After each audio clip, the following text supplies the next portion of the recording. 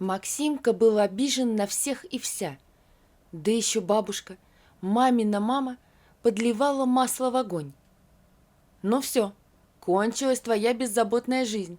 Папка твой сейчас женится, родит еще одного, а то и двух, и будешь ты у них вместо прислужника». Валя хорошо ко мне относится. Пытался оправдаться, сам не зная, за что Максим. Мяч мне новый купила и форму.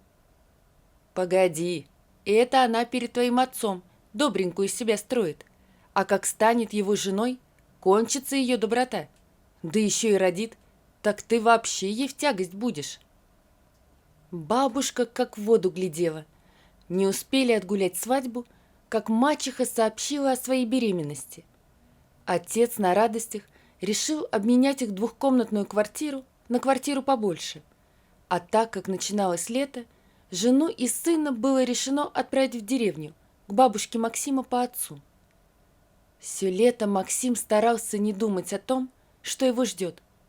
Он с тревогой посматривал на растущий живот мачехи и прислушивался к телефонным разговорам отца с бабушкой и с Валей. Как-то вечером, когда все легли, Максим вышел на кухню попить и услышал приглушенный голос мачехи. Она разговаривала по телефону. Прислушавшись, Максим понял, что она разговаривает с его отцом.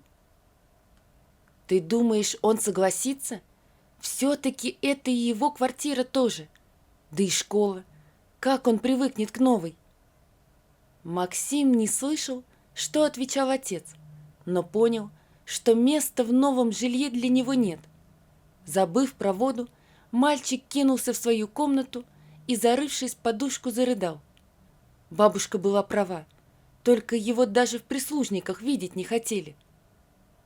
Весь остаток лета Максим старался не разговаривать с Валей, да и с отцом, когда тот приезжал в деревню их навестить, неохотно общался. «Ты тут приглядывай за Валентиной. Ей сейчас тяжело самой совсем справляться. Помогаешь, если что». Отец, словно не замечая настроения сына, потрепал его по макушке. «Вот еще!» — вспылил Максим. «Это же твоя жена. Ты за ней и приглядывай». И убежал. Отец озадаченно посмотрел ему вслед. «Что это с ним?» «Переживает. Наверное, думает, что ты его больше не любишь. Из-за меня», — произнесла Валя. «Глупости».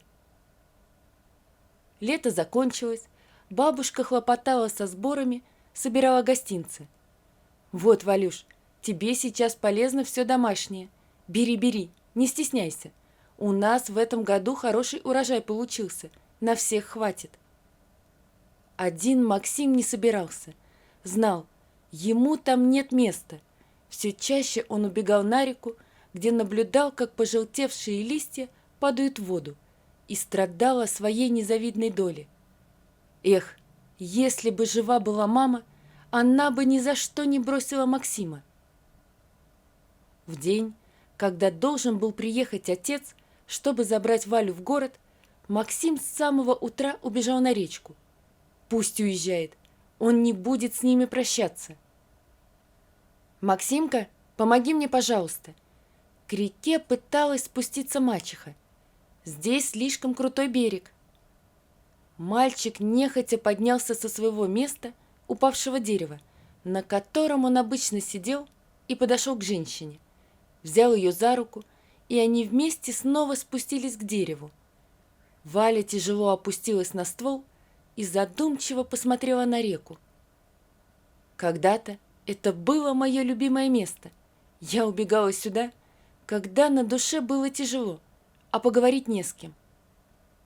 Максим с удивлением поглядел на мачеху. «А что ты здесь делала?» «Так я из этих мест, и отца твоего я знала, когда мы еще детьми были». «Понятно». Максим отвернулся от Вали. Они немного посидели в полном молчании. «Пошли, отец, наверное, уже заждался». «Не хочу я с вами прощаться», — зло выкрикнул Максим. «Как-нибудь без моего до свидания уедете». «Почему уедем? А ты?» — искренне удивилась Валя. Вот только не надо мне тут говорить, что я еду с вами. Я слышал твой разговор с отцом. Вы решили меня здесь оставить». «Почему?» Валя была так изумлена, что Максим замолчал, увидев ее лицо. «Потому что ты говорила, что я не соглашусь, и про школу новую». Валя рассмеялась. «Ну ты и фантазер». Она потрепала Максима по макушке. «Папа присмотрел очень хороший вариант обмена вашей квартиры. В новой 4 комнаты и доплата небольшая. Только находится она на другом конце города. Тебе придется поменять школу, потому что в старую твою школу далеко ездить. Вот за это мы и переживали. Ни у кого и в мыслях не было тебя оставлять в деревне. А в качестве компенсации папа сказал, что выделит тебе комнату с балконом». «Правда?» Максим не верил своим ушам. «Конечно. Как ты мог так о нас подумать? Ведь мы же семья». Максим разревелся. Валя обняла его за плечи и прижала к себе, поглаживая по голове.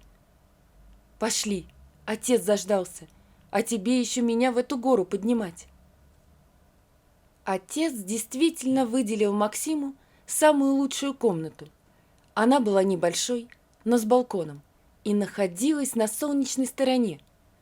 Заодно отец полностью обновил мебель и даже поставил спортивный уголок. Максим быстро привык к новой школе и обзавелся друзьями.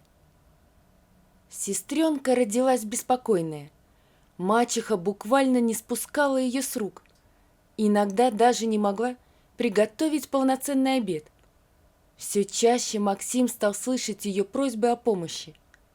Поначалу он помогал мачехе, выносил мусор, мыл посуду, пылесосил. Но затем это ему надоело, да и бабушка, узнав, что Максим занимается домашними делами, активировалась.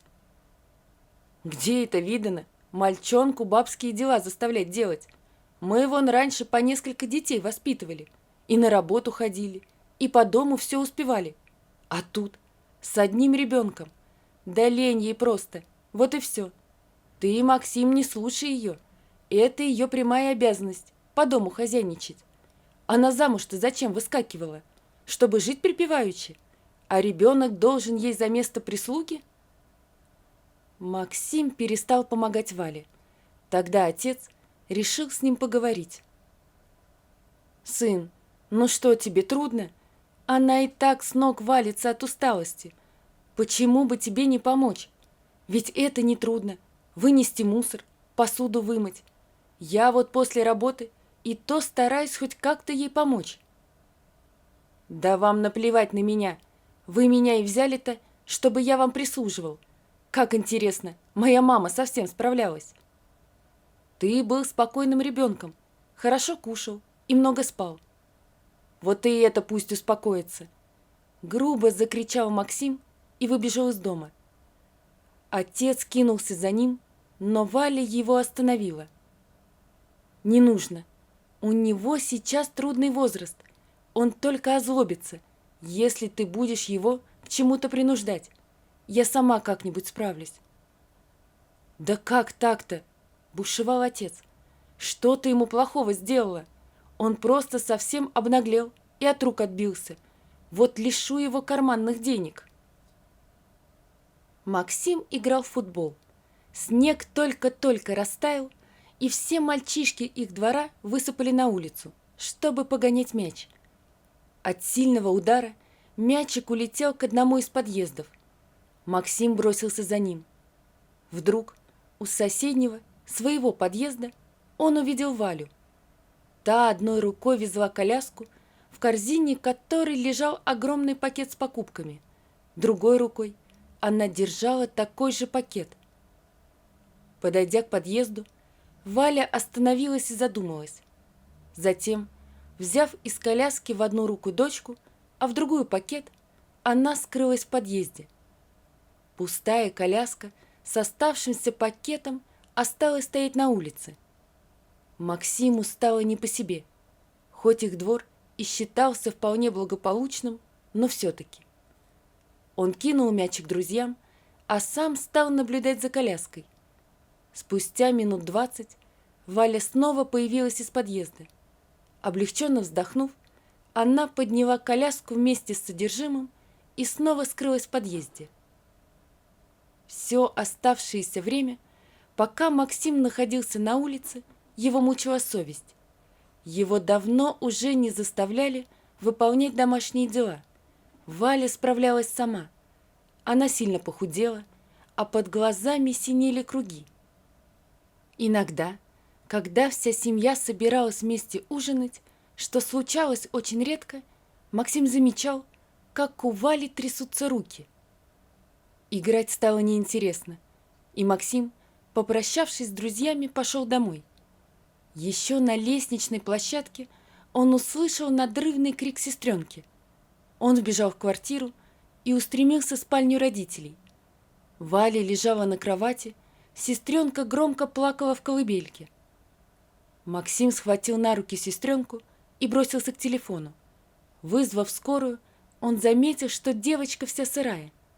Кое-как переодев ее, Максим снова взял девочку на руки и пошел открывать входные двери. Приехала скорая. Объяснив медикам, что случилось, он вместе с сестренкой на руках пошел на кухню наводить смесь. Когда смесь была сделана, и девчушка сладко присосалась к бутылочке, Максим вернулся в спальню. «Переутомление, молодой человек, у вашей мамы», — устало произнес врач. «Вот и вырубила. Я ей сделал укол. Она проспит до утра. Вы за старшего. Смотрю, у вас это хорошо получается». Максим растерянно посмотрел на медиков. Молоденькая медсестра улыбнулась парню. «Давай покажу, как правильно пеленать». Она забрала у Максима сестренку и снова ее переодела, проговаривая Максиму каждое свое действие. «Понял?» Максим кивнул. У медсестры действительно получилось лучше, чем у него. Вечером вернулся отец. Увидев супругу спящей, а Максима спокойно играющим с сестрой, он удивился. «Пап, я там пельмени нам с тобой сварил. Извини, больше ничего не умею». «Да и пусть», — улыбнулся мужчина. «Я такой голодный, что готов хоть доширак съесть». Максим играл с друзьями в футбол, когда увидел, как мачеха с коляской выходит из подъезда. Он подбежал к ней. «Ты куда?» «В магазин». «Я с тобой». Вернувшись из магазина, Максим подхватил пакеты с продуктами и строго сказал мачехе: «Подожди меня здесь, я сейчас спущусь и помогу». «Хорошо». Валя была приятно удивлена.